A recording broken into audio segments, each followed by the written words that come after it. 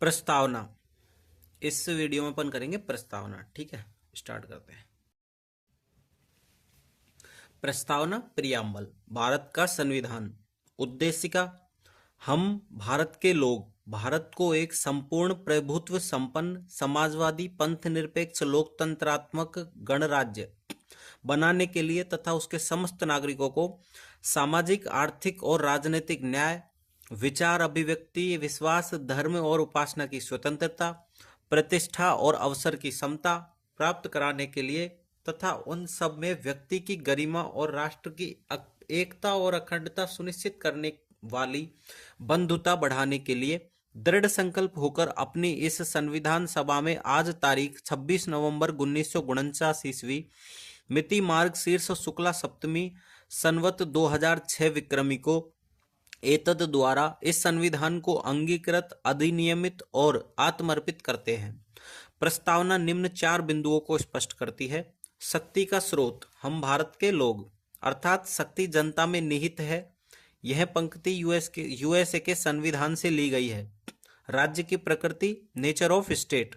संपूर्ण प्रभुत्व संपन्न समाजवादी पंथनिरपेक्ष लोकतांत्रिक गणराज्य। राज्य के उद्देश्य। Objectives of states. बंधुता, व्यक्ति की गरिमा, राष्ट्र की एकता व अखंडता, समता, प्रतिष्ठा, अवसर, स्वतंत्रता, विचार, अभिव्यक्ति, विश्वास, धर्म, उपासना, इनकी स्वतंत्रता। न्याय। सामाजिक न्याय, आर्थिक न्याय, राजनीतिक न्याय।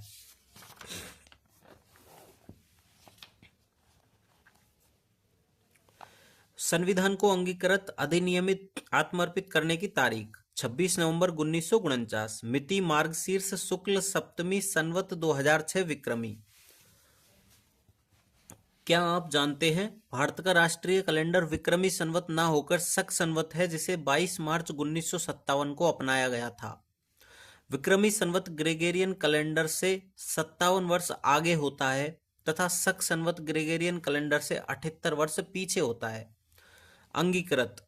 किसी चीज को औपचारिक रूप से स्वीकार करना या अपनाना, जैसे संविधान, रीति रिवाज, नीति आदि। अधिनियमित। कानूनी रूप से लागू किया गया या विधि द्वारा स्थापित। आत्मर्पित। स्वयं को समर्पित कर देना या समर्पण की भावना। प्रश्न। क्या प्रस्तावना संविधान का भाग है? कॉन्टेक्स्ट। भारत के पश्चिम बंगाल एवं पूर्वी पाकिस्तान की सीमा पर स्थित बेरुबारी क्षेत्र में मुस्लिम जनसंख्या अधिक थी, परंतु यह क्षेत्र भारत में स्थित था, इसलिए नेहरू जी ने पाकिस्तानी प्रधानमंत्री फिरोज खान नून से 1958 में समझौता किया तथा बेरुबारी क्षेत्र पाकिस्तान को देने का समझौता किया गया। इससे लेकर कुछ संवैधानिक प्रश्न उठा कि बिना संसद की सहमति के भारत का कोई क्षेत्र किसी दूसरे देश को देना प्रस्तावना के कुछ शब्दों का उल्लंघन प्रतीत होता है, जैसे we the people of India, sovereign, देश की एकता। इसलिए देश के राष्ट्रपति डॉक्टर राजेंद्र प्रसाद ने अनुच्छेद 143 के तहत उच्चतम न्यायालय से सलाह मांगी। यह दी गई सलाह बेरुवाड़ी वाद 1960 के नाम से जानी जाती है। उत्तर। बेरुवाड़ी वाद 1960 में उच्चतम न्यायालय ने निर्णय दिया कि प्रस्तावना संविधान का भाग नहीं है। बेरुवाड़ी मामले में उच्चतम न्यायालय ने प्रस्तावना को संविधान का प्रेरणा तत्व, सार एवं संविधान निर्माताओं के मन की कुंजी कहा है, लेकिन संविधान का भाग नहीं माना है। केशवानंद भारतीवाद 1973 में उच्चतम न्यायालय ने अपने पूर्ववर्ती निर्णय को बदल दिया तथा माना कि प्रस्तावना संविधान का भाग है, किंतु यह अनुच्छेदों की भांति स्वतंत्र रूप से प्रभावी नहीं है। यह न तो संसद को किसी प्रकार की शक्ति प्रदान करती है और न ही संसद की शक्ति पर कोई अंकुश लगाती है। यह न्यायालय के द्वारा प्रवर्तनीय नहीं है। संविधान के किसी अनुच्छेद की व्याख्या करने हेतु प्रस्तावना को आधार बनाया जा सकता है, अर्थात प्रस्तावना संविधान की व्याख्या में सहायक है, अर्थात स्वतंत्र रूप से प्रस्तावना का कोई विधिक प्रभाव नहीं है, लेकिन संविधान के अन्य अनुच्छेदों के साथ यह संविधान की व्याख्या में सहायक है। LIC वाद 1995 में भी इस बात को दोहराया गया कि प्रस्तावना संविधान का अभिन्न अंग है। प्रश्न। क्या प्रस्तावना में संशोधन किया जा सकता है? केशवानंद भारतीवाद 1973 में उच्चतम न्यायालय ने निर्णय दिया कि संसद द्वारा संविधान के किसी भाग में संशोधन किया जा सकता है, अतः प्रस्तावना में भी संशोधन किया जा सकता है, लेकिन इससे संविधान का मूल ढांचा प्रभावित नहीं होना चाहिए। 42वें संविधान संशोधन 1976 द्वारा प्रस्तावना में संशोधन कर 3 नए शब्द जोड़े गए। समाजवादी, पंथ निरपेक्ष और अखंडता। प्रस्तावना में संशोधन केवल अनुच्छेद 368 के तहत ही किया जा सकता है। संशोधन, ठीक है। प्रस्तावना को दी गई विभिन्न संज्ञाएं। संविधान की मूल आत्मा हिदायतुल्लाह ठाकुरदास भार्गव, हिदायतुल्लाह ठाकुरदास भार्गव। गोलकनाथ केस 1967 में जस्टिस हिदायतुल्लाह ने प्रस्तावना को संविधान की मूल आत्मा का निवास स्थान शाश्वत और अपरिवर्तनीय रूप में लागू बताया। जन्मपत्री होरोस्कोप के मुंशी द्वारा। आत्मा आधारशिला सुभाष कश्यप। संविधान का परिचय पत्र नानी पालकीवाला। कुंजी नोट बारकर। संविधान की प्रस्तावना हमारे दीर्घकालीन सपनों का विचार है, अल्लादी कृष्ण स्वामी अय्यर। प्रस्तावना संविधान में सबसे अंत में सम्मिलित की गई। प्रस्तावना भारतीय संविधान का दर्शन। हम भारत के लोग, इसका अर्थ है कि संविधान के अंतर्गत सर्वोच्च शक्ति का स्रोत भारत की जनता है, न कि ब्रिटिश संसद या कोई सम्राट। Evaluate the claim we the people of India made by the constituent assembly. हम भारत के लोग होने के संविधान सभा के दावे की समीक्षा कीजिए। आरएस मेंस 2025 में आया था। सकारात्मक तर्क पक्ष में यह कथन जनता की संप्रभुता पॉपुलर सोवरेनिटी के सिद्धांत को प्रतिबिंबित करता है, अर्थात सभी शक्तियों का अंतिम स्रोत जनता है। संविधान ने मौलिक अधिकार, समानता और लोकतंत्र की नींव रखी। संविधान सभा में अल्पसंख्यक, अनुसूचित जाति, जनजाति, महिलाएं आदि का प्रतिनिधित्व था। संविधान सभा सार्वजनिक, ये नकारात्मक है विरोध में, संविधान सभा सार्वजनिक वयस्क मताधिकार द्वारा प्रत्यक्ष रूप से नहीं चुनी गई थी। कई वर्गों की सीमित भागीदारी रही, विशेष रूप से गरीब महिलाएं, अशिक्षित आदि। संविधान सभा का गठन ब्रिटिश शासन के तहत कैबिनेट मिशन योजना से हुआ। ये सकारात्मक। निर्णय विस्तृत बहस और आम सहमति के आधार पर लिए गए। नकारात्मक, यह दावा आदर्शवादी आइडियलिस्टिक प्रतीत होता है, न कि पूर्णतः व्यावहारिक। सकारात्मक, 1952 से लगातार स्वतंत्र और निष्पक्ष चुनावों से इस दावे को जनतांत्रिक मान्यता मिली। सर्वोच्च न्यायालय ने इसे संविधान की वैधता का स्रोत माना, जैसे केशवानंद भारती, उषा भारती केस 2014। निष्कर्ष, कंक्लूजन। हालांकि संविधान सभा का गठन प्रत्यक्ष रूप से पूर्णतः जनता द्वारा निर्वाचित होकर नहीं हुआ था, परंतु समय के साथ भारत की लोकतांत्रिक परंपराओं, चुनावी प्रक्रियाओं एवं न्यायपालिका ने इस दावे को वैधता और व्यावहारिकता प्रदान की है। अतः हम भारत के लोग आज भारतीय लोकतंत्र का एक सशक्त और जीवंत सिद्धांत बन चुका है। प्रस्तावना भारतीय संविधान का दर्शन है। प्रस्तावना में भारतीय गणराज्य की निम्नलिखित विशेषताएं बताई गई हैं। संप्रभुता। संप्रभुता से तात्पर्य है कि कोई देश पूरी तरह से स्वतंत्र हो, अर्थात वह अपने सभी निर्णय स्वयं लेता हो और किसी भी प्रकार से अप्रत्यक्ष या प्रत्यक्ष रूप से वह किसी अन्य देश या सत्ता के अधीन नहीं हो। भारत 15 अगस्त 1947 से 26 जनवरी 1950 तक एक डोमिनियन स्टेट था, क्योंकि इस दौरान राष्ट्राध्यक्ष ब्रिटिश सम्राट थे। 1935 ईस्वी के अधिनियम ब्रिटिश संसद द्वारा पारित से व्यवस्था संचालित होती थी। प्रीवी काउंसिल सर्वोच्च न्यायालय के रूप में कार्य करता था। पाकिस्तान 14 अगस्त 1947 से 1956 तक एक डोमिनियन स्टेट था।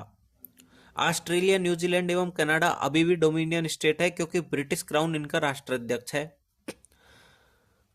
वर्तमान में लगभग सभी देशों को अंतर्राष्ट्रीय संगठनों, कॉमनवेल्थ, WTO, UN आदि के निर्देशों का पालन करना पड़ता है तथा उन्हें अंतर्राष्ट्रीय राजनीतिक दबाव को भी मानना पड़ता है, लेकिन इससे संप्रभुता सीमित नहीं होती, क्योंकि प्रत्येक देश अपने राष्ट्रीय हितों को ध्यान में रखकर ही इन्हें स्वीकार करता है तथा यह कभी भी अंतर्राष्ट्रीय संगठनों की सदस्यता को त्यागने के लिए स्वतंत्र है। 1949 ईस्वी में राष्ट्रमंडल के सदस्य बनने की घोषणा भारत की संप्रभुता के विरुद्ध नहीं है। जवाहरलाल नेहरू।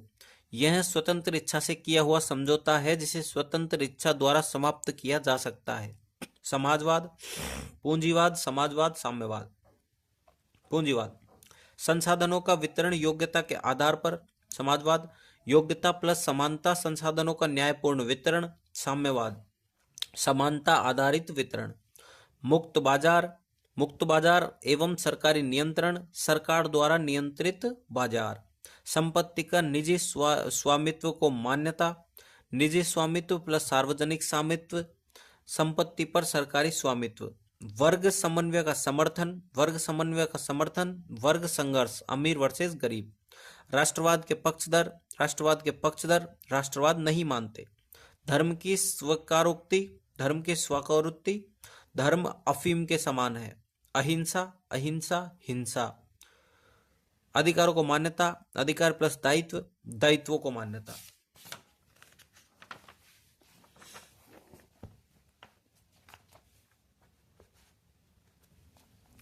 भारत एक समाजवादी देश है, परंतु हमारा समाजवाद साम्यवाद से पृथक है। यह हिंसक क्रांति का समर्थन नहीं करता, बल्कि लोकतांत्रिक तरीके से बदलावों का समर्थन करता है। भारतीय समाजवाद फैबियन समाजवाद के नजदीक है। समाजवाद आर्थिक स्तर पर संसाधनों का न्यायपूर्ण वितरण, मुक्त बाजार एवं सरकार द्वारा नियंत्रण, लोकतांत्रिक तरीके से आर्थिक समानता। सामाजिक स्तर पर सामाजिक समानता, जाति धर्म के आधार पर ऊंच नीच का भेद समाप्त।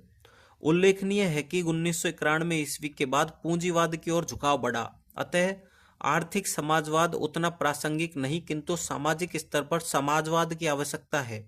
हमारे समाजवाद की प्रकृति और स्तर समय के साथ विकसित हुई है। भारत में समाजवाद के 3 चरण देखे गए हैं: प्रदाता, प्रोवाइडर, नियामक, रेगुलेटर, प्रवर्तक, फैसिलिटेटर। पंथ निरपेक्षता, ठीक है, फॉर मेंस, लेकिन अब पढ़ेंगे। प्रश्न, क्या भारतीय संविधान एक पंथ निरपेक्ष संविधान है? उत्तर, पक्ष में तर्क। धार्मिक स्वतंत्रता का अधिकार, भारत का कोई राष्ट्रीय धर्म नहीं है। भारत में विधि के समक्ष समानता है, क्योंकि भारत में विधि का शासन है। भारत में सभी धर्मों को समान संरक्षण प्रदान किया गया है। प्रस्तावना में पंथ निरपेक्षता को लक्ष्य बनाना, राज्य कोई धार्मिक कर नहीं लगाता। धार्मिक स्वतंत्रता मूल अधिकार है। विपक्ष में तर्क, समान नागरिक संहिता यूसीसी का अभाव है। धर्म के आधार पर अल्पसंख्यक का दर्जा दिया जाता है।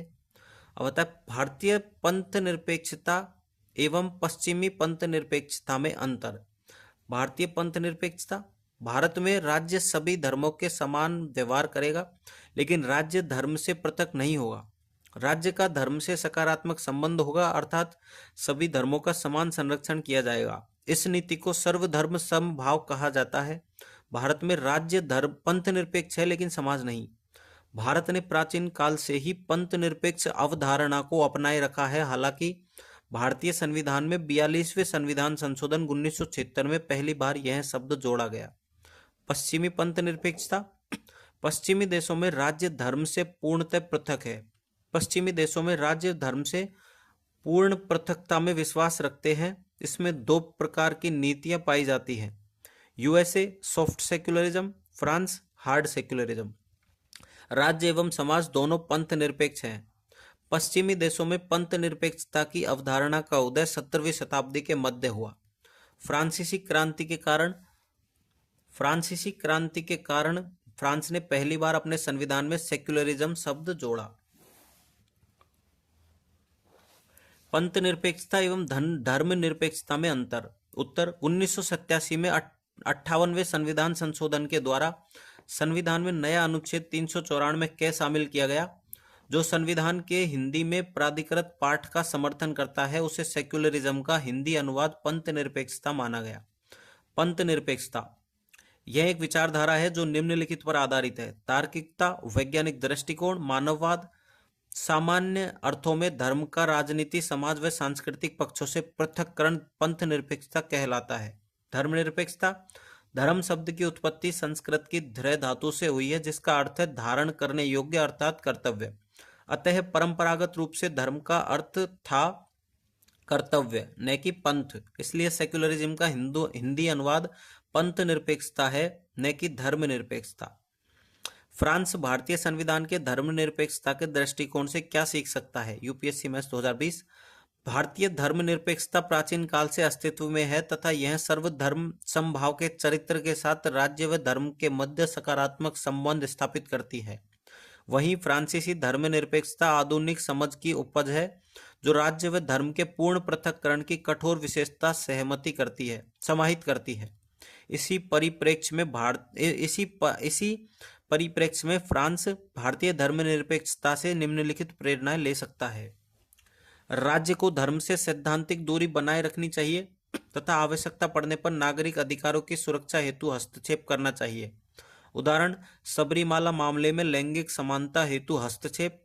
भारतीय संविधान के अनुच्छेद 25 में धार्मिक स्वतंत्रता के अधिकार के रूप में सार्वजनिक रूप से धर्म के आचरण का अधिकार है, जो व्यक्ति के सांस्कृतिक एवं आध्यात्मिक विकास हेतु महत्वपूर्ण है, जबकि फ्रांस में सार्वजनिक रूप से धर्म का अभ्यास प्रतिबंधित है। भारतीय राज्य द्वारा धार्मिक शिक्षण संस्थानों, उदाहरण मदरसा, को वित्तीय सहायता प्रदान की जाती है, जबकि फ्रांस में ऐसा नहीं है। चूंकि भारतीय धर्मनिरपेक्षता का विकास सापेक्षिक सद्भावना है, महान सभ्यतागत एवं सांस्कृतिक सौहार्द का परिणाम है, अतः यहाँ लोग कट्टरपंथ के प्रभाव में कम है, जबकि फ्रांस में धर्मनिरपेक्षता की जड़ें धार्मिक मुद्दों नहीं धार्मिक युद्धों, असंतोष, प्रबोधन काल पोप का प्रभुत्व में है, अतः वहाँ अधिक कट्टरपंथ का विस्तार है। उल्लेखनीय है कि धार्मिक विविधता को संबोधित करते हुए पंथ निरपेक्षता को सभी धर्मों के शांतिपूर्ण सह अस्तित्व का माध्यम समझा जा सकता है, और वर्तमान वैश्वीकरण के युग में बहुधार्मिक होते हुए क्षेत्र एवं समाजों में भारतीय अवधारणा सर्वधर्म समभाव अधिक प्रासंगिक नजर आती है। Current affairs. हाल ही में सुप्रीम कोर्ट में प्रस्तावना से समाजवादी एवं पंथ निरपेक्ष शब्दों को हटाने की याचिका प्रस्तुत की गई, जिसे सुप्रीम कोर्ट द्वारा रद्द कर दिया गया तथा कहा गया कि भारतीय धर्मनिरपेक्षता पश्चिमी मॉडल से भिन्न है। इसका आशय है कि राज्य सभी धर्मों के प्रति समान दूरी बनाए रखता है। धार्मिक निष्पक्षता का अर्थ धर्म विरोधी होना नहीं है तथा समाजवाद का अर्थ अवसर की समानता के रूप में परिभाषित किया गया एवं माना गया कि ये दोनों शब्द प्रस्तावना में प्रासंगिक है। घटना प्रकरण प्रमुख बिंदु। संविधान सभा वाद विवाद। Pro K.T.. शाह ने अनुच्छेद 1 में धर्मनिरपेक्ष शब्द सम्मिलित करने का प्रस्ताव रखा। डॉक्टर अंबेडकर ने इसे यह कहते हुए अस्वीकार कर दिया कि नीति निर्देशक तत्व पहले से ही समाजवाद और धर्मनिरपेक्षता के आदर्शों को प्रतिबिंबित करते हैं। केशवानंद भारती मामला 1973। सर्वोच्च न्यायालय ने निर्णय दिया कि धर्मनिरपेक्षता संविधान की मूल संरचना का भाग है। एस.आर. बोम्मई मामला 1994। धर्मनिरपेक्षता को संवैधानिक संरचना का आवश्यक तत्व माना गया है।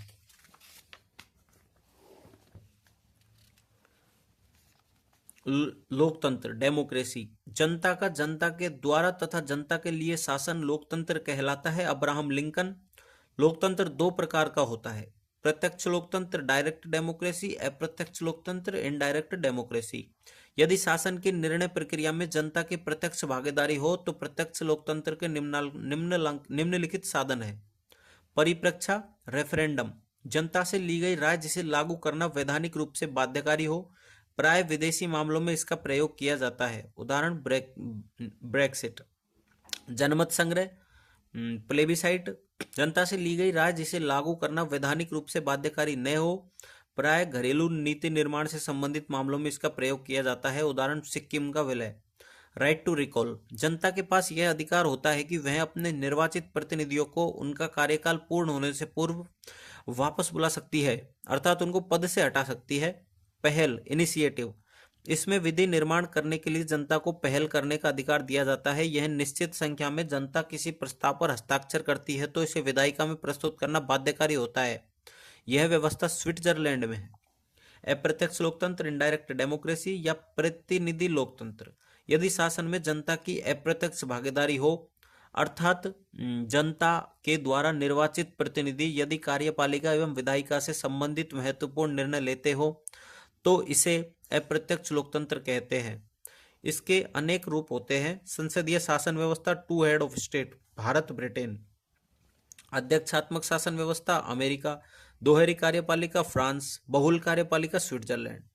अप्रत्यक्ष लोकतंत्र को एक अन्य रूप में भी बांटा जा सकता है। एकात्मक शासन व्यवस्था, समस्त शक्तियां केंद्र सरकार में निहित होती है, उदाहरण ब्रिटेन।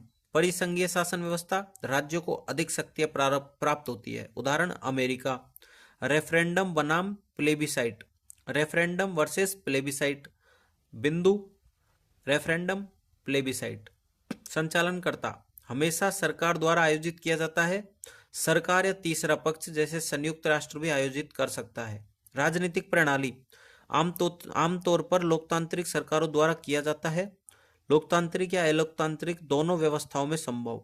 कानूनी बाध्यता, सरकार परिणाम को लागू करने के लिए बाध्य होती है। सरकार के लिए परिणाम लागू करना अनिवार्य नहीं होता है। रेफरेंडम और प्लेबिसाइट के अंतर्राष्ट्रीय उदाहरण, ब्रिटेन यूके। ब्रिटेन में रेफरेंडम से संबंधित कानून, जिसके कारण 2016 में ब्रेक्सिट पर जनमत संग्रह हुआ और इसके परिणाम स्वरूप ब्रिटेन यूरोपीय संघ ईयू से बाहर हो गया। ऑस्ट्रेलियाई संविधान यह प्रावधान करता है कि संसद द्वारा पारित किए गए संवैधानिक संशोधनों को रेफरेंडम के माध्यम से जनता से अनुमोदित किया जाना आवश्यक है। रूस, भले ही रूस में रेफरेंडम से संबंधित कोई विशेष कानून नहीं है, लेकिन यदि 20 लाख रूसी नागरिक और कुछ क्षेत्र मांग करे तो जनमत संग्रह कराया जा सकता है। उदाहरण, 2020 में रूस में एक रेफरेंडम द्वारा राष्ट्रपति पुतिन के कार्यकाल को वर्ष 2036 तक बढ़ा दिया गया तथा समलैंगिकता पर प्रतिबंध लगाया गया। संयुक्त राज्य अमेरिका यूएसए। अमेरिकी संविधान राष्ट्रीय स्तर पर रेफरेंडम की अनुमति नहीं देता, लेकिन कई राज्यों और स्थानीय सरकारों को क्षेत्रीय और स्थानीय स्तर पर रेफरेंडम आयोजित करने की अनुमति है। स्विट्जरलैंड, दुनिया में सबसे विकसित रेफरेंडम प्रणाली स्विट्जरलैंड में है। वहां का संविधान राष्ट्रीय, क्षेत्रीय और स्थानीय स्तर पर जनमत संग्रह की अनुमति देता है। यदि देश कोई अंतर्राष्ट्रीय संगठन में शामिल होता है या विशेष मुद्दे उत्पन्न होते हैं तो रेफरेंडम कराना अनिवार्य हो जाता है। विश्व में सर्वाधिक रेफरेंडम स्विट्जरलैंड में ही आयोजित किए गए हैं। भारत में स्थिति, भारत में कई मुद्दों पर जनमत संग्रह की मांग उठती रहती है, जैसे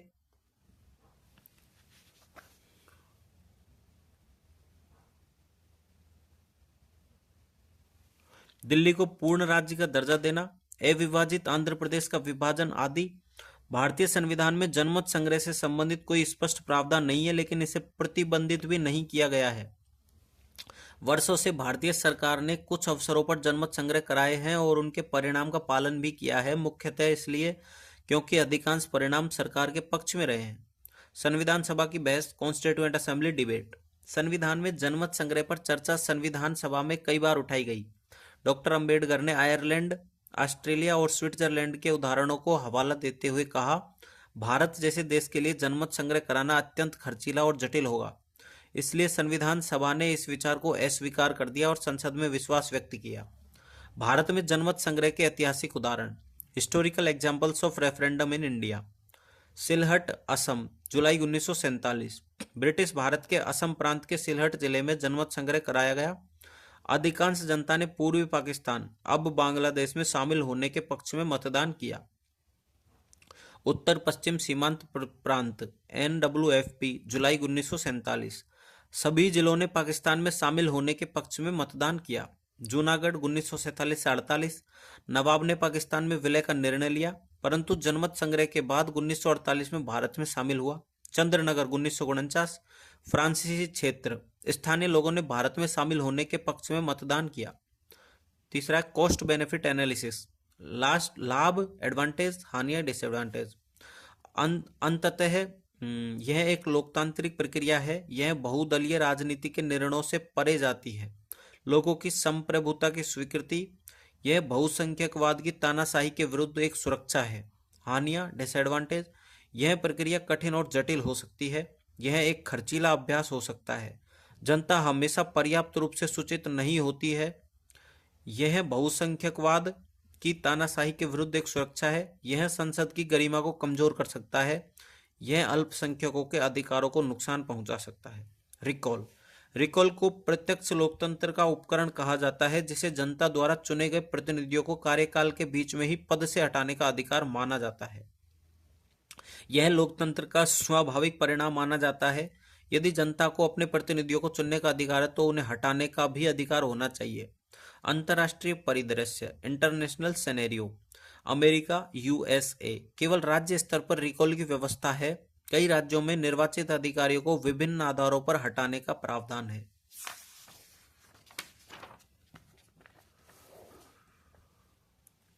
Britain, UK, recall of MPs act 2015 के तहत संसद सदस्यों को हटाया जा सकता है। स्विट्जरलैंड, संसद सदस्यों को रिकॉल किया जा सकता है। हाल ही में यह अधिकार नगरपालिका स्तर स्तर तक भी विस्तारित किया गया है। जर्मनी, यहां तक कि महापौरों मेयर्स को भी रिकॉल किया जा सकता है। भारत में रिकॉल, भारतीय संविधान में रिकॉल का कोई स्पष्ट उल्लेख नहीं है। जनप्रतिनिधित्व अधिनियम 1951 केवल आपराधिक मामलों में अयोग्यता से संबंधित है, न कि मतदाताओं द्वारा प्रतिनिधि को हटाने से। हालांकि कुछ राज्यों में स्थानीय निकायों, बिहार, उत्तराखंड, हरियाणा, मध्य प्रदेश, छत्तीसगढ़, हिमाचल प्रदेश, राजस्थान में स्थानीय निकायों के स्तर पर निर्वाचित प्रतिनिधियों को हटाने का प्रावधान है। क्या भारत में रिकॉल का अधिकार होना चाहिए? पक्ष में तर्क, यह निर्वाचित प्रतिनिधियों को जनता के प्रति उत्तरदायी बनाने का एक प्रभावी लोकतांत्रिक साधन है। यदि कोई विधायक चुनाव जीतने के बाद जन अपेक्षाओं पर खरा नहीं उतरता तो मतदाताओं को उसे हटाने का अधिकार होना चाहिए। कई सांसद विधायक गंभीर आपराधिक मामलों का सामना करने के बावजूद पद पर बने रहते हैं। रिकॉल उन्हें लोकतांत्रिक रूप से हटाने का एक विकल्प हो सकता है।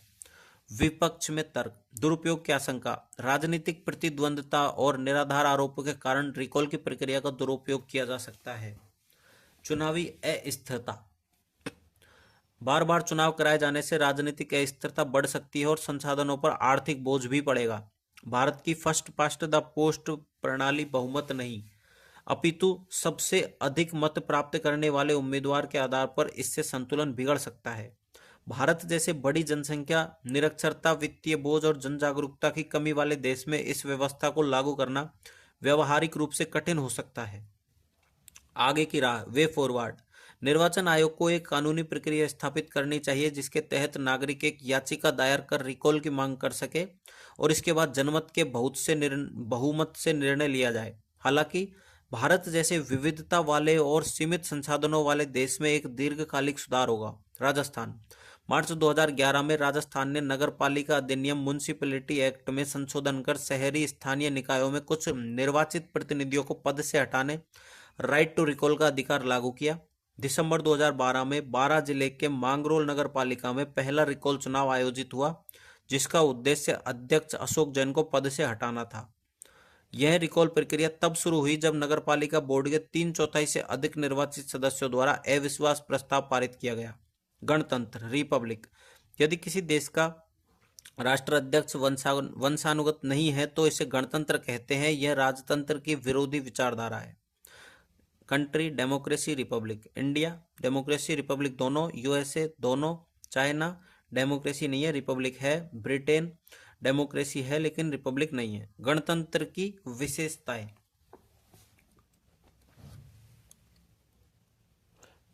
राष्ट्राध्यक्ष वंशानुगत न हो बल्कि निर्वाचित मनोनीत हो, कोई विशेष अधिकार प्राप्त वर्ग न हो, नो प्रिविलेज्ड क्लास, सार्वजनिक पद सभी नागरिकों हेतु उपलब्ध हो। ठीक है। मोनार्की, यात्रा, डेमोक्रेसी, एब्सोल्यूट मोनार्की, सभी शक्तियां राजा में निहित, Saudi Arab, Vatican City. Mixed monarchy, राजा प्लस संसद, Jordan, Oman. Constitutional monarchy, monarchial democracy, नाम मात्र का राजा, UK, Norway, Sweden. Republican democracy, सभी शक्तियां जनता में निहित, भारत, अमेरिका, फ्रांस, ब्राजील। उद्देशिका में शब्द गणराज्य के साथ जुड़े प्रत्येक विशेषण पर चर्चा कीजिए। क्या वर्तमान परिस्थितियों में वे प्रतिरक्षणीय है? यूपीएससी 2016, 250 वर्ड्स में। भारतीय संविधान की जन्म कुंडली, दर्पण एवं दर्शन के रूप में संदर्भित की जाने वाली प्रस्तावना भारतीय राज्य के विभिन्न लक्ष्य, न्याय, समानता एवं प्रकृति संप्रभु गणराज्य निर्धारित करती है। इसमें गणराज्य प्रकृति से जुड़े प्रमुख विशेषण है। इसका अर्थ है भारतीय गणराज्य अपने निर्णयों हेतु स्वतंत्र है तथा किसी विदेशी सत्ता के अधीन नहीं है। संप्रभु प्रभुत्व संपन्न लोकतंत्र, इसका तात्पर्य है कि शासन व्यवस्था है जिसमें सरकार जनता द्वारा निर्वाचित है। पंथ निरपेक्ष, मूलतः प्रस्तावना में नहीं था, 42वें संविधान संशोधन द्वारा जोड़ा गया। यह धर्म से राज्य की तटस्थता दर्शाता है। समाजवाद, 42वें संविधान संशोधन द्वारा जोड़ा गया। इसके तहत लोकतंत्र के माध्यम से समाज में समानता का उद्देश्य रखा गया। गणराज्य, राज्य प्रमुख वंशानुगत नहीं है, नहीं नियुक्त निर्वाचित होता है। ठीक है। उपयुक्त विशेषणों की वर्तमान समय में प्रतिरक्षणीय निम्नलिखित प्रकार देखी जा सकती है। विशेषण, चुनौतियां, प्रतिरक्षणीयता, काउंटर डिफेंड, संपूर्ण संपन्न, प्रभुत्व। भारत अंतर्राष्ट्रीय संगठनों WTO, यूएनओ, कॉमनवेल्थ आदि का सदस्य है तथा इनके निर्णयों को स्वीकारता है, जैसे न्यूमोरो द्वीप पर आईसीजे का निर्णय। भारत विविध देशों के राजनीतिक दबावों को स्वीकारता है, काउंटर डिफेंड, किंतु हमारी संप्रभुता सीमित नहीं। संगठनों की सदस्यता हमने अपनी स्वतंत्र इच्छा से ग्रहण की है तथा इसे त्यागने हेतु स्वतंत्र हैं। राजनीतिक दबावों को भारत के राष्ट्रीय हितों की अभिवृद्धि हेतु स्वीकारते हैं।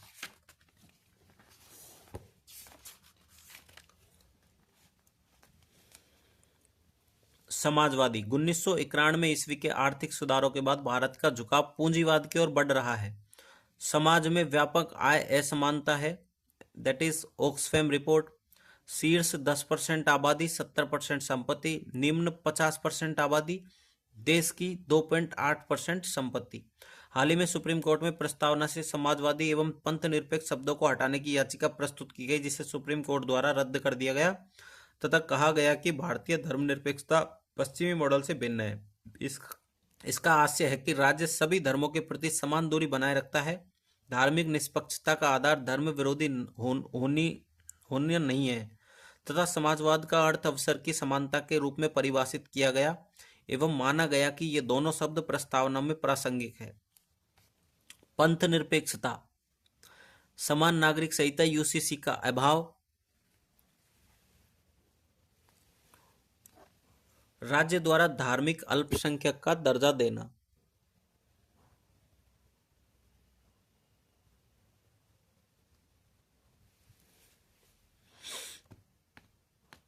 लोकतंत्र। पड़ोसी देश पाकिस्तान, म्यांमार आदि की तुलना में अंतर्राष्ट्रीय परिदृश्य में भी भारत को निर्विवाद सफल लोकतंत्र कहा जा सकता है।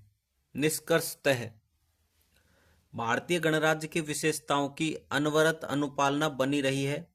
यद्यपि यदा कदा कुछ चुनौतियां उत्पन्न हुई है, किंतु भारतीय गणराज्य ने उनका सामना निर्भीकता, निरंतरता, समन्वयता, सहिष्णुता आदि से किया है। न्याय, जस्टिस। न्याय के 3 आयाम: भेदभाव रहित, नॉन डिस्क्रिमिनेशन; आनुपातिक, प्रोपोर्शनेट; वितरणात्मक न्याय, डिस्ट्रीब्यूटिव। सामाजिक न्याय यह सुनिश्चित करता है कि किसी व्यक्ति के विधिक अधिकारों का उल्लंघन किए बिना समाज के सर्वोत्तम हित को प्राप्त किया जाए। प्रस्तावना में न्याय के निम्नलिखित प्रकार दिए गए हैं: सामाजिक न्याय, आर्थिक न्याय, राजनीतिक न्याय। सामाजिक न्याय: अवसरों की समानता, धर्म, जाति, लिंग आदि के आधार पर भेदभाव नहीं होना चाहिए, अस्पृश्यता का उन्मूलन, विधि के समक्ष समता, अंधविश्वास एवं कुरीतियों का अभाव, वंचित वर्गों का विशेष संरक्षण, व्यक्ति को विकास हेतु स्वच्छ एवं स्वतंत्र वातावरण उपलब्ध। आर्थिक न्याय: समान कार्य के लिए समान वेतन, संसाधनों का न्यायपूर्ण वितरण, व्यवसाय की स्वतंत्रता, बेगार, बाल श्रम, बंधुआ मजदूरी आदि का उन्मूलन, कार्य करने की उचित दशाएं, न्यूनतम मजदूरी दरें निर्धारित, संसाधनों का अहितकारी संकेंद्रण न हो, बुनियादी आवश्यकताओं की पूर्ति हो। राजनीतिक न्याय: चुनाव लड़ने का अधिकार, मतदान का अधिकार, संघ पार्टी बनाने का अधिकार, आंदोलन का अधिकार, स्वतंत्र एवं निष्पक्ष निर्वाचन। चुनाव क्षेत्रवाद या जातिवाद के बजाय विकास केंद्रित हो। बंधुता: इसका अर्थ है भाईचारे की भावना। प्रस्तावना में बंधुता 2 बातों को सुनिश्चित करती है: व्यक्ति की गरिमा, राष्ट्र की एकता व अखंडता। बंधुता सुनिश्चित करने हेतु प्रावधान: एकल नागरिकता, आर्टिकल 51 के प्रत्येक नागरिक का यह कर्तव्य होगा कि वह धार्मिक, भाषाई, क्षेत्रीय अथवा वर्ग पर आधारित सभी भेदभावों से सौहार्द व आपसी भाईचारे की भावना को प्रोत्साहित करेगा। Union of Trinity. स्वतंत्रता, समता, बंधुत्व फ्रांस की क्रांति से प्रेरित। इनमें से किसी एक को दूसरे से अलग करने से लोकतंत्र का मूल उद्देश्य नष्ट हो जाएगा। समता के बिना स्वतंत्रता बहुत से लोगों पर कुछ मुट्ठी भर लोगों की सर्वोच्चता उत्पन्न करेगी। स्वतंत्रता के बिना समता व्यक्तिगत अधिकारों को समाप्त कर देगी। बंधुत्व के बिना स्वतंत्रता यह देश की एकता व अखंडता को मुश्किल में डाल सकता है। इन सिद्धांतों का समायोजन सामाजिक लोकतंत्र को बढ़ावा देते हैं, जो राजनीतिक लोकतंत्र के लिए भी अत्यंत महत्वपूर्ण है। राजनीतिक लोकतंत्र तब तक स्थायी नहीं बन सकता जब तक कि उसका आधार सामाजिक लोकतंत्र न हो। सुप्रीम कोर्ट ने इंदिरा साहनी बनाम भारत संघ 1993 के मामले में व्यक्तिगत गरिमा सुनिश्चित करने वाली बंधुता को रोजगार में आरक्षण को बनाए रखने हेतु एक मार्गदर्शक सिद्धांत के रूप में स्वीकार किया, क्योंकि कुछ समुदाय प्रशासनिक भागीदारी से वंचित रहे थे। प्रस्तावना की आलोचना। प्रस्तावना मौलिक नहीं है, बल्कि यह एक नकल है। प्रस्तावना की प्रथम पंक्ति हम भारत के लोग अमेरिका के संविधान से ली गई है। प्रस्तावना का शेष प्रारूप ऑस्ट्रेलिया के संविधान से लिया गया है। प्रस्तावना संविधान का भाग होते हुए भी अनुच्छेदों की भांति प्रभावी नहीं है, क्योंकि यह न तो संसद को कोई शक्ति प्रदान करती है, न ही संसद की शक्तियों पर कोई अंकुश लगाती है। यह न्यायालय द्वारा प्रवर्तनीय नहीं है। काउंटर। प्रस्तावना भारतीय संविधान का दर्शन है, दर्पण है, जन्म कुंडली है। संविधान के अनुच्छेदों की व्याख्या करने में उपयोगी है। तीसरा है समाजवाद। समाजवाद शब्द मूल प्रस्तावना में शामिल नहीं था। समाजवाद शब्द का अर्थ स्पष्ट नहीं है। भारत 1991 ईस्वी के बाद निरंतर पूंजीवाद की तरफ बढ़ता जा रहा था, इसलिए समाजवाद शब्द वर्तमान में प्रासंगिक नहीं है। काउंटर। किंतु वर्तमान में सामाजिक स्तर पर समाजवाद की आवश्यकता है, भले ही पूंजीवादी स्तर पर नहीं। सामाजिक स्तर पर समानता, भेदभाव नहीं, अस्पृश्यता उन्मूलन आदि। चौथा है पंथ निरपेक्षता। मूल प्रस्तावना में पंथ निरपेक्षता शब्द उल्लेखित नहीं था। पंथ निरपेक्षता शब्द का भी अर्थ स्पष्ट नहीं है। भारत में धर्म को राज्य से पृथक नहीं किया गया है, बल्कि राज्य सभी धर्मों को संरक्षण देता है। काउंटर। सर्वधर्म समभाव पर आधारित राज्य का आधिकारिक धर्म नहीं, धर्म व्यक्ति का निजी विषय है। भारतीय पंथ निरपेक्षता धार्मिक भेदभाव व सांप्रदायिक गतिरोध का निषेध करती है। प्रश्न। संविधान का उद्देश्य का संविधान के आधारभूत लक्षण एवं मानव गरिमा की वृद्धि का प्रतिज्ञान करती है, स्पष्ट कीजिए। यूपीएससी 2021 125 वर्ष में आया है। भारतीय संविधान के दर्शन, दर्पण एवं जन्म कुंडली के रूप में संदर्भित की जाने वाली प्रस्तावना भारतीय राज्य के विभिन्न लक्ष्य निर्धारित करती है, जो मानवीय गरिमा की अभिवृद्धि हेतु महत्वपूर्ण है एवं इन्हें संविधान व विविध कानूनों के जरिए प्राप्ति के प्रयास जारी है। उद्देश्य का संविधान के आधारभूत लक्षण। प्रस्तावना 4 बिंदुओं को स्पष्ट करती है, ऊपर चर्चा की जा चुकी है। ठीक है। अनुच्छेद 15 व 16 वंचितों का संरक्षण। अनुच्छेद 14 व 15 भेदभाव का निषेध सामाजिक के अंदर। आर्थिक न्याय आर्थिक में अनुच्छेद 19 आजीविका। अनुच्छेद 301 संपत्ति। राजनीति संगठन निर्माण अभिव्यक्ति मतदान। प्रतिष्ठा उपाधियों का अंत। अनुच्छेद 18 प्राण और दैहिक स्वतंत्रता। अनुच्छेद 21 अवसर लोक नियोजन में। अनुच्छेद 16 शिक्षण संस्थानों में। अनुच्छेद 15 अपराधों में दोष सिद्धि से संरक्षण। अनुच्छेद 20 मानव के विकास हेतु विचार अभिव्यक्ति। अनुच्छेद 19 विश्वास धर्म उपासना। अनुच्छेद 25। ठीक है। न्याय स्वतंत्रता समता तीनों। निष्कर्ष। इस प्रकार प्रस्तावना अत्यधिक संक्षिप्त होते हुए भी उन समस्त आदर्शों एवं सिद्धांतों को समाहित करती है जो संविधान की आधारशिला है। इसलिए ठाकुरदास भार्गव ने इसे संविधान की आत्मा कहा है। संविधान की उद्देशिका में वर्णित न्याय के विविध निहितार्थों को स्पष्ट करते हुए यह विवेचना कीजिए कि उन्हें मूल अधिकारों एवं राज्य के नीति निर्देशक तत्वों द्वारा किस प्रकार सुनिश्चित किया गया है। RSMS 2018। डॉक्टर अंबेडकर। न्याय विधि की समाप्ति है एवं स्वतंत्रता का आरंभ है। न्याय मूल अधिकारों द्वारा, राज्य के नीति निर्देशक तत्वों द्वारा। पहला सामाजिक न्याय भेदभावों का उन्मूलन, अवसर की समता, वंचितों का संरक्षण आदि को संदर्भित करता है। अनुच्छेद 14 भेदभाव समता। अनुच्छेद 15 अवसर। अनुच्छेद 17 अस्पृश्यता। ठीक है। अनुच्छेद 38 अनुच्छेद 41 अनुच्छेद 46 आर्थिक न्याय संसाधनों के न्यायपूर्ण वितरण, व्यवसाय की स्वतंत्रता आदि को संदर्भित करता है। आर्थिक विकास का अवसर। अनुच्छेद 16 लोक नियोजन। अनुच्छेद 19 आजीविका। अनुच्छेद 23 बदुआ मजदूरी नहीं करनी चाहिए। अनुच्छेद 24 अनुच्छेद 39 समान कार्य समान वेतन। अनुच्छेद 43 कुटीर उद्योग निर्वाह योग मजदूरी। अनुच्छेद 48 कृषि व पशुपालन। तीसरा है राजनीतिक न्याय सभी नागरिकों को देश की शासन प्रक्रिया में सहभागिता में समान राजनीतिक अधिकार, चुनाव लड़ना, मतदान आदि। अनुच्छेद 19 अभिव्यक्ति सम्मेलन संघ की स्वतंत्रता। अनुच्छेद 20-22 अनुच्छेद 40 पंचायत, अनुच्छेद 43 सहकारी संघ, अनुच्छेद 37, अनुच्छेद 50 शक्ति पृथक्करण, अनुच्छेद 51। भारतीय संविधान के भाग। भारत के संविधान में 22 भाग तथा 395 अनुच्छेद है। पहला, संघ एवं उसका राज्य क्षेत्र 1 से 4, नागरिकता 5 से 4, मौलिक अधिकार 12 से 35, राज्य के नीति निर्देशक तत्व 36 से 51, मूल कर्तव्य 51A, संघ यूनियन 52 से 151, राज्य 152 से 237, निरस्त 238।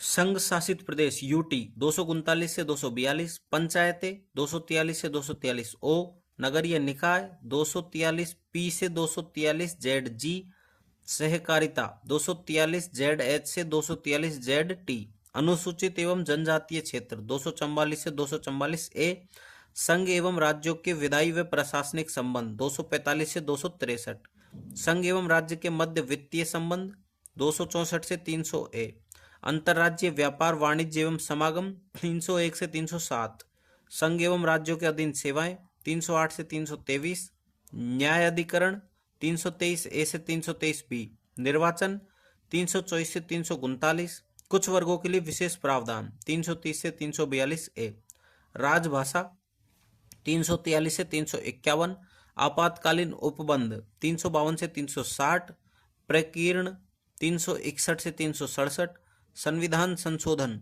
368, अस्थायी प्रावधान 369 से 392, संक्षिप्त नाम हिंदी अनुवाद 393 से 395।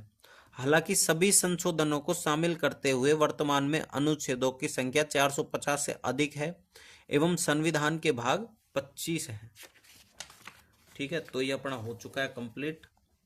तो अपना नेक्स्ट जो टॉपिक है वो है भारतीय संविधान की अनुसूचियां, जिसको अपन नेक्स्ट क्लास में मैं लेके आऊँगा। ठीक है भाई, चैनल को सब्सक्राइब करना, ज़्यादा से ज़्यादा लोगों को शेयर करो, ये प्लेलिस्ट के बारे में बताओ, अच्छे से पढ़ेंगे यार, क्या दिक्कत है। ठीक है, बाय, लाइक करना वीडियो को।